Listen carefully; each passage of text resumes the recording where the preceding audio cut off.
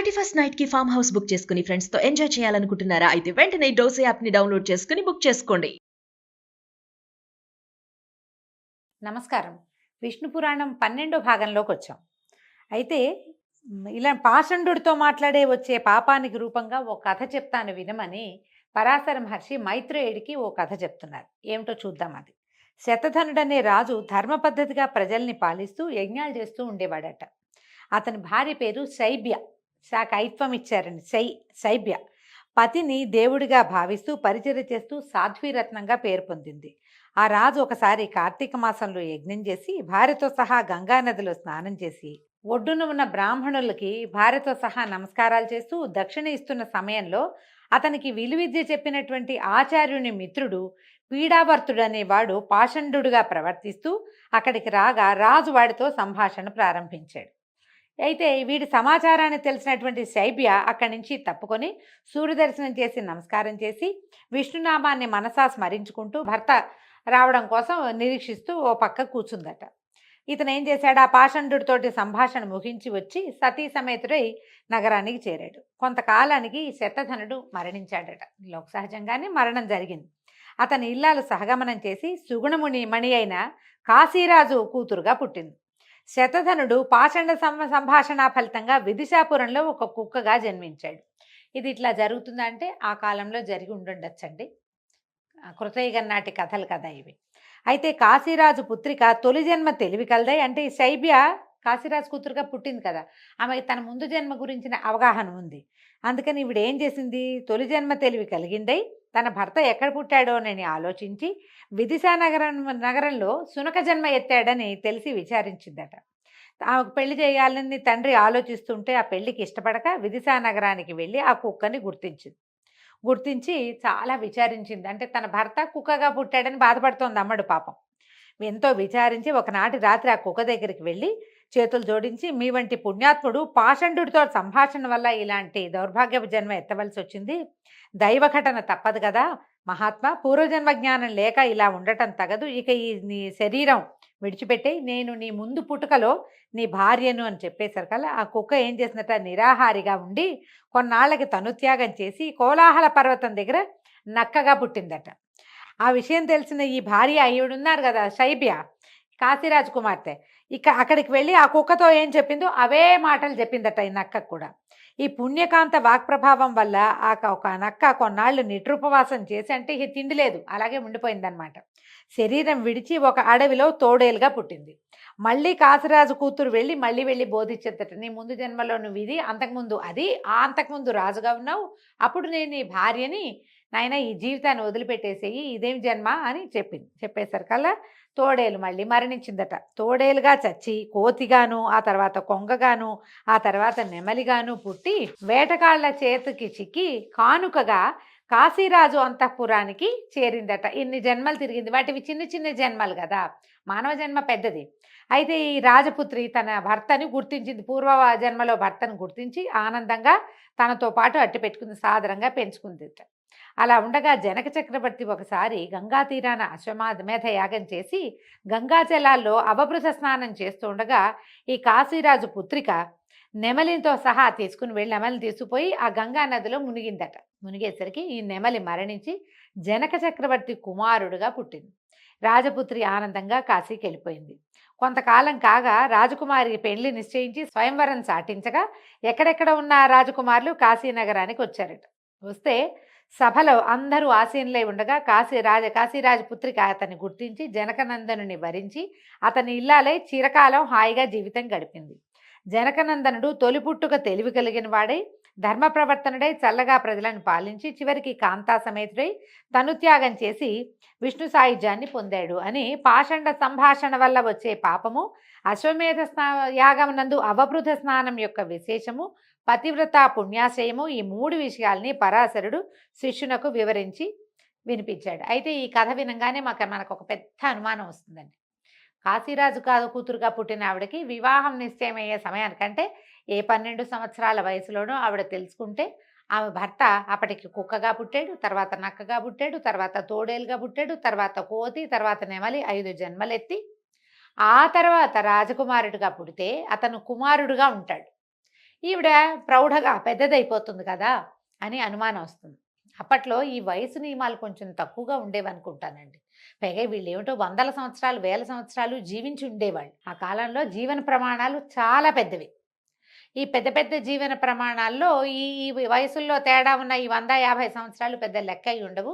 కాబట్టి ఈ కథని ఇట్లా సరిపెట్టుకుందాం మనం.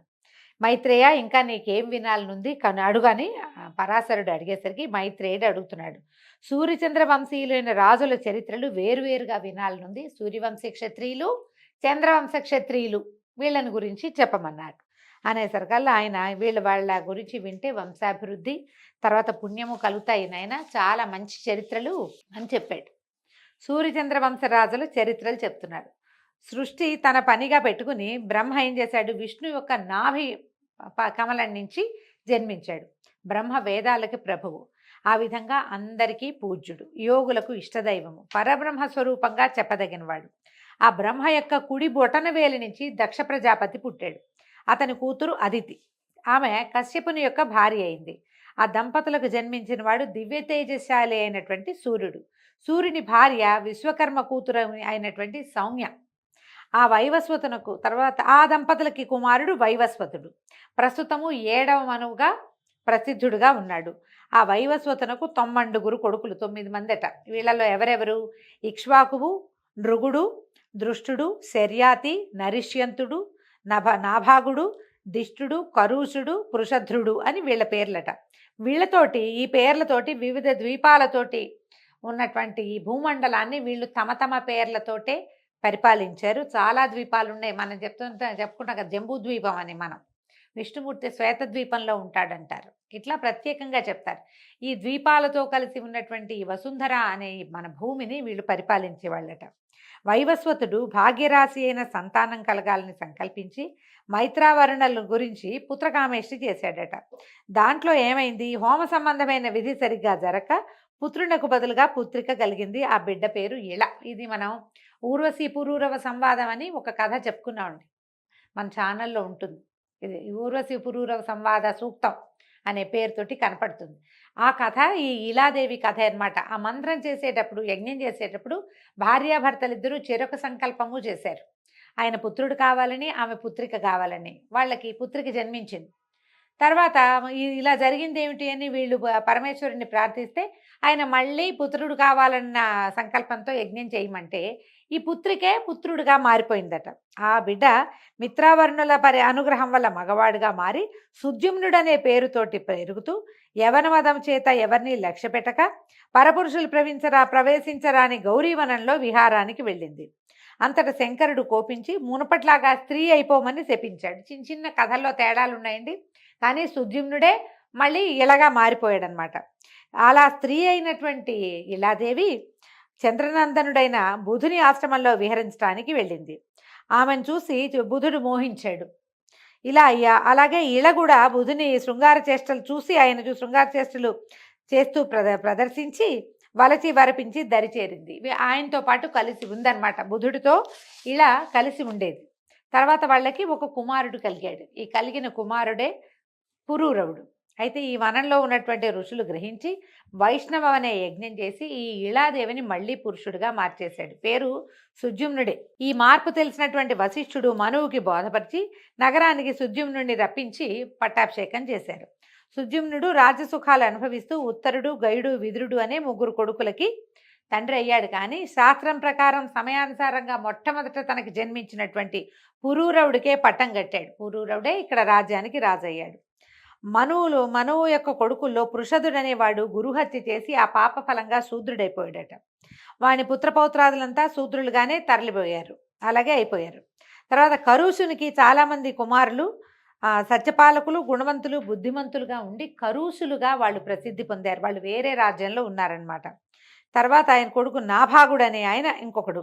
ఈయన భూమండలాన్నంతా ఏలిన సుప్రసిద్ధుడైన ప్రభు అట. ఇతను నాభాగుని కొడుకు బలంధనుడు. అతనికి వత్సప్రీతికేమో ఉదారకీర్తి, ఉదారకీర్తికి ప్రాంశు ప్రజాపతి, ఆయనకి ఖనిత్రుడు, అతనికి క్షుపుడు, క్షుపునకు వింసుడు, అతనికి ఖనిత్రుడు, అతనికి అతివిభూతి, అతివిభూతికి కరంధముడు, అతనికి అవేక్షి, అవేక్షికి మరుత్తుడు కుమారులుగా జన్మించారు. ఎంతమంది పేర్లు చెప్పాను చూడండి. తర్వాత తర్వాత తరాలలో చివరికి మరుత్తుడు అనేవాడు పుట్టాడు. ఈ మరుత్తుడు అనేవాడు సామాన్యుడు కాదట, చాలా గట్టివాడు. ఇంద్రుణ్ణి మించినటువంటి బలవంతుడు, గుణవంతుడు, పైగా ఈ మనువంశానికి మంచి పేరు తెచ్చినటువంటి లోకమాన్యమైన చరిత్ర కలిగినవాడు. భూమండలం మొత్తాన్ని పరిపాలించినటువంటి ప్రతాప శౌర్యమూర్తి. అయితే ఈయన ఏం చేశాడట, ఒకసారి అశ్వమేధ యాగం చేశాడట. అది చేయటానికి నిర్మించిన యజ్ఞశాల బంగారపు మయమట, మొత్తం అంతా బంగారంతో నిర్మించారు. సోమపానం చేయటానికి అమరావతి నుంచి ఇంద్రుడు తన వాళ్ళందరితో అష్టదిక్పాలకులతోటి వాళ్ళందరినీ వెంట పెట్టుకుని వచ్చి ఇక్కడ అన్ని పనులు కూడా చేశారట. వాళ్ళు యజ్ఞం అయిన తర్వాత దేవతలందరికీ మోయలేనంత బంగారాన్ని ఇచ్చారట. అసలు ఆ యజ్ఞకర్త యజ్ఞం చేసిన వాడిని అన్ని లోకాలు స్తుతించినట, ఎంత అద్భుతంగా చేశాడు అని ఈ మరుత్తుని చాలా గొప్పగా మెచ్చుకున్నారు. అంత గొప్పవాడైన మరుత్తుడికి అరిష్యంతుడనే కుమారుడు కలిగాడు. అతని కుమారుడు దముడు. మళ్ళీ వచ్చినాయండి బోలెడన్ని పేర్లు. దముని కొడుకేమో రాజవర్ధనుడు, రాజవర్ధుని కొడుకు సుధృతి, సుధృతి కుమారుడు నరుడు, నరుడి కొడుకు కేరళుడు. ఆ కేరళుడి ప్రభుత్వం వల్లే భూమి మీద అత్యంత ఆకుపచ్చగా ఉండే ప్రాంతంగా పేరు పొందినటువంటి కేరళ దేశం వెలిసిందట. ఆయన విపరీతంగా ప్రపంచం నుంచి ఎక్కడికి వెళ్తే అక్కడి నుంచి మొక్కలు తీసుకొచ్చి పెట్టుకున్నాడు. అందుకని అక్కడ ఆకుపచ్చగా ఉంటుంది, మనం ఎక్కువ చెప్పుకుంటాం కదా. అయితే ఈ కేరళుని యొక్క కుమారుడు బంధుమంతుడు, వాని కొడుకు వేగవంతుడు, వాని కొడుకు బుధుడు, బుధుడి కొడుకు తృణబిందుడు. అయితే ఈ తృణబిందువుకి ఇలబిల అనే ఒక కూతురు కలిగిందట. ఈ ఇలబిల యొక్క కూతురు పేరు అలంబిక. అయితే ఈ అలంబిక అప్సరస అయిందట. అంటే దేవలోక చాలా కాలం తపస్సు చేసి ఆమె అప్సరస అయ్యేటువంటి అవకాశాన్ని పొందింది. తృణబిందుడు అలంబికను పరిగ్రహిస్తే వాడి కొడుకై పుట్టినవాడు విశాలుడు. ఆమె ఏంటంటే అప్సరస అయిందంటే ఇక మనవరాలు వరస లేదనమాట, ఆమెకి దేవయోనిగా మారిపోయింది. వాళ్ళకి సంతానం కలిగింది. విశాలుని వాసమైనటువంటి పట్టణమే విశాల అనే ప్రసిద్ధమైన నగరమైంది. ఈ విశాలపురం ఏంటంటే చాలా సిరి సంపదలు ఉండేవట. వీళ్ళంతా ఎప్పటికప్పుడు యజ్ఞాలు, యాగాలు, హోమాలు చేస్తూ దేవతల్ని